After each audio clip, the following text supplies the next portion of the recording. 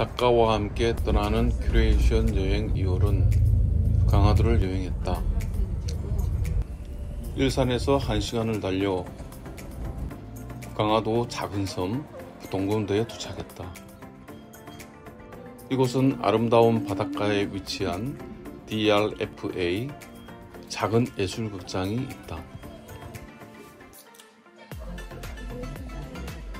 나름 한 번 정도 가볼 만한 숨은 명소이기도 하다.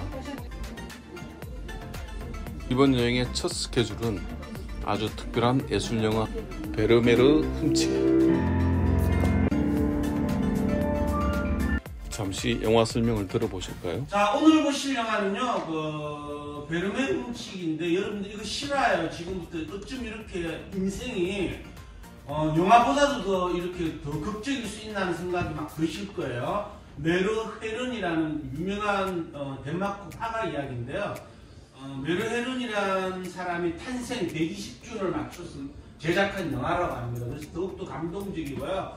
메르 헤른은 2차 세계대전 때 그 히틀러 나치병들이 덴마크를 점령하자마자 무작정 사들인 게 베르메르 그림이에요.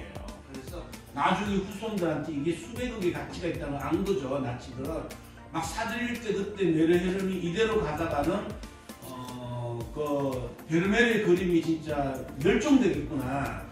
베르메르가 누군지 알고 싶은 분들은 그 네이버에 영화 코너에서 진주 귀걸이를 한 소녀라고 치면요, 그 영화도 굉장히 유명합니다.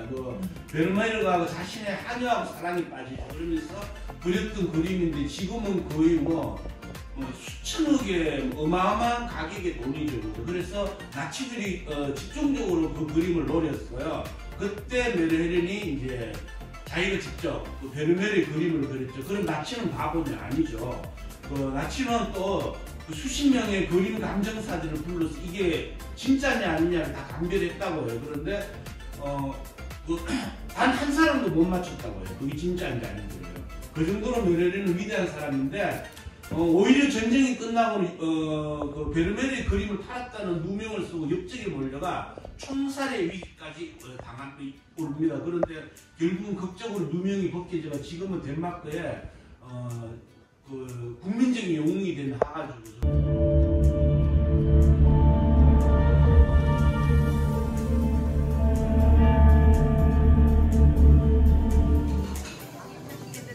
금강산도 식후경.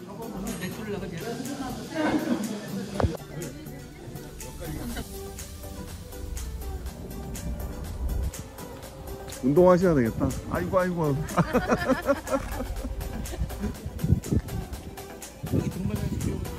오후에는 돈대 역사 이야기를 듣기 위해 특별히 강화도 돈대 전문가이자 인천시립박물관 학예사로 재직하고 계신 배승수 부장을 만났다. 배승수 부장을 통해서 그동안 우리가 잘 몰랐던, 관심이 없었던 강화도 돈대에 대한 흥미로운 이야기를 들었다.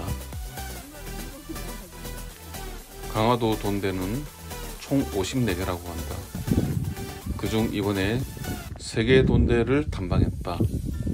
배승수 부장이 말하는 흥미로운 돈대 이야기를 들어보세요. 돈대에 나는 거 가봤다. 초지진 어디 가보셨어요? 저쪽으로 초지진 강성 구변에서 그쪽으로 쫙 몇 개 진 있잖아요. 들어올 때는 임금은 남한산성으로 들어가. 북쪽에서 오랑캐들이 쳐들어올 때는 강화로 들어가. 왜 그랬을까요? 일본 애들은 어쨌든 해전에는 강한데 육전은 좀 약할 것이고, 이 북쪽의 이민족들은 육상에서는 말 달리고 하니까 싸움 잘하는데 바다 나가면 해전을 경험이 없으니까 약할 거다. 그래서 북쪽에서 내려오면 강화로 들어와야 되는데 인조가 강화로 못 들어오고 남한산성으로 가니까 그게 이제 실패한 전략이었죠. 그래서 병자호란 끝나고 임금이 강화도로 이제 들어가야 되니까 강화도에 대한 방어 계획이 굉장히 차근차근. 그래서 여러분 강화 해안가에 12개를 납니다. 이제 중요한 건 뭐냐면 해안가로 상륙하는 적들을 어떻게 막을 거냐. 왜냐하면 청나라 병사들이 강화를 함락을 시켰거든요. 병자호란 때. 그때 아까 여러분들 초지대교 건너는 거죠. 초지대교 건널 때 그 강을 여마라 그래요. 그 여마를 건너서 강화를 함락시켰기 때문에 그 여마를 건너오는 이 적들을 어떻게 상륙을 막을 거냐, 이거 이제 고민을 합니다. 제일 좋은 방법은 강화도 한 바퀴를 둘러서 성을 쌓는 게 제일 좋겠죠. 근데 강화도 둘레가 이게 우리나라에서 강화도가 4번째로 구성이거든요. 여기서 성을 다 쌓는다는 건 정말 무리예요. 그래서 궁여지책 끝에 내놓은 방법이 돈대를 쌓자. 돈대를 왜 쌓냐, 어떻게 쌓냐. 보시면 아시겠지만 지금 여기가 바다 쪽으로 툭 튀어나와 있죠. 이런 곳을 우리나라 말로 뭐라 그러죠? 고지라 그러죠. 고지라 그러죠. 안으로 들어간 걸 만이라 그러고 이 곳마다 돈대를 쌓는 거예요. 그럼 여기서 저기 일단 제가 올라가서 설명드리겠지만 저렇게 보이는 건너편으로 보이는 곳에는 반드시 돈대가 있습니다. 그러니까 돈대가 돈대를 세우면 이 배는 곳으로 상륙을 못해요. 배는 만으로 상륙을 하잖아요. 그러니까 만으로 상륙하기에 접근하는 적선들을 여기서 막을 수가 있는 거죠. 그래서 곳마다 돈대를 쌌습니다. 그게 불과 5개월 만에 봤어요. 이만한 돈대를 5개월 만에 쌌고 여기에 병력이 얼마나 투입되냐면 12,000명이 투입되거든요.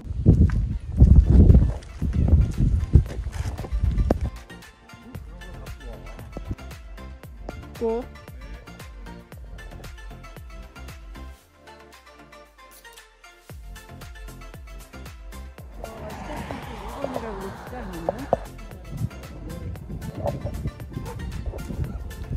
선생님 이런 식으로 여행 오니까 어때요? 좋아가지고요. 많은 것을 갖다가 역사를 인식할 수 있어서 너무 좋아요. 예.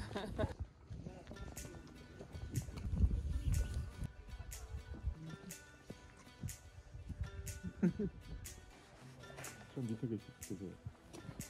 숨 쉬는 거 아니야? 저 속에 뭐가 들어있잖아요. 제가 이제 숨어야 되잖아요. 그러니까 그렇죠, 잘하시네요. 이렇게 이 성을 하나 더 쌓는 거예요. 그러니까 이거는 사실 성이라고 부르지는 않습니다. 성은 여기까지가 성이고, 요거는 유식한 말로 성첩이라고 해요. 치첩이나 성첩. 그래서 이렇게 담장을 하나 더 싸서 우물 숨길 수 있는 곳을 만들죠. 그러니까 여기는 이제 이중강호라고 보시면 돼요. 강화도 54개 돈대 중에 지금 남아있는 돈대가 30개 정도 되는데, 뭐라고 써있냐면 강이 18년. 강이라는 것은 명나라의 연호예요. 1679년이고요. 강이 18년 월 4월인가 이렇게 써있고, 여기 보시면 경상도 김위 어영 이렇게 있어요. 그러니까 경상도에 아까 제가 어영군이 동원됐다 그랬잖아요. 경상도 군위 지역에 어영군이라고 해서 이 사람들이 병사들은 아니에요. 어영군이지만 그냥 농사 짓는 사람들. 그래서 한 80일 정도 와서 억지로 가는 건데, 이 사람들은 계룡돈대에서 이기본 사진가를 반갑게 만났다. 이기본 사진가는 강화도에서 지속적으로 소신 있게 대형 카메라로 작업하고 있는 작가이다. 그의 작품은 컬러 필름을 직접 현상 인화를 한다. 그래서 흑백과는 달리 나름 디카로 사진을 배우신 분들은 일단 귀찮아하셔요. 지루하고 뭔지 잘 모르겠고, 또 나중에 암실 들어가면 뭘 자꾸 묻혀야 되니까 흥미를 잃으시더라고. 그래서 제가 설명을 잘 안 해요. 그래서 오늘도 이렇게 카메라 설치하는 거를 다 보시면 좋은데 사실 별로 관심 없죠. 뭐 힘든데. 그래서 일단 카메라 설치를 해놨고요. 지금 여러분들 디카 쓰시는 거랑 똑같은 게, 여기 이제 저 유리판을 보시면 이미지가 이렇게 뒤집혀가지고 보일 거예요. 그런데 지금 여러분들 쓰시는 디카에도 조 장치가 사실은 카메라 옵스큐라의 원리, 사진의 기본적 원리가 디카에도 똑같이 들어가 있어요. 다만 프리즘이나 이제 액정으로 뒤집어가지고 똑바로 보여주는 건데, 그 원래의 사진 기본적 원리만 좀 확인하시라고 제가 설치를 미리 해놨어요. 그리고 이제 사이즈가, 카메라 사이즈가 쟤는 8x10, 그러니까 8x10이라고 하는 건데, 그러니까 우리가 A4 용지랑 비슷해요. 그래서 이 천을 뒤집어서 옛날에 연배가 그 세대분도 계실지 모르겠지만 결혼식 하면 직접 대형 카메라 앵글을 보는 경험도 해봤다. 필름을 돌려서 인화하게 됩니다. 원래 초점을 거꾸로 보이는 건데 반대이기 때문에. 거꾸로 보이는 것 같아요? 거꾸로 보여야 되는 거예요. 아, 원래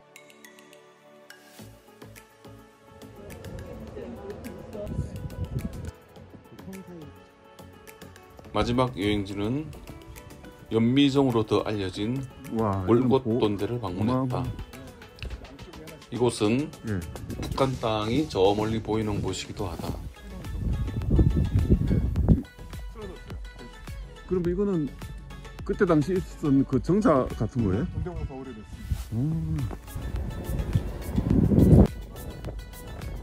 이 제비 꼬리처럼 생겼다라고 해서 영미, 정 강화도 돈대 역사. 오늘 경기도 배승수 부장의 친절한 안내로 즐거운 여행을 하게 되었다.